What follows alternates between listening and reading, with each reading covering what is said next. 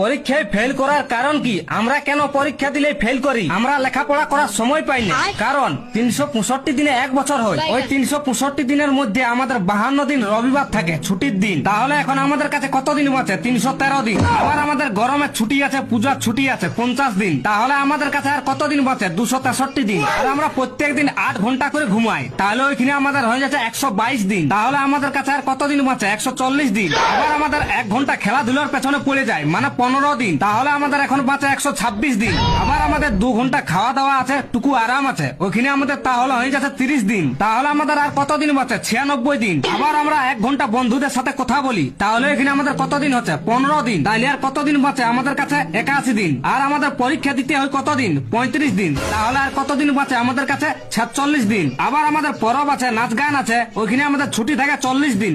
তাহলে আর কত দিন বাঁচে? 6 দিন। আর আমরা অসুস্থ থাকি বছরে কমসে কম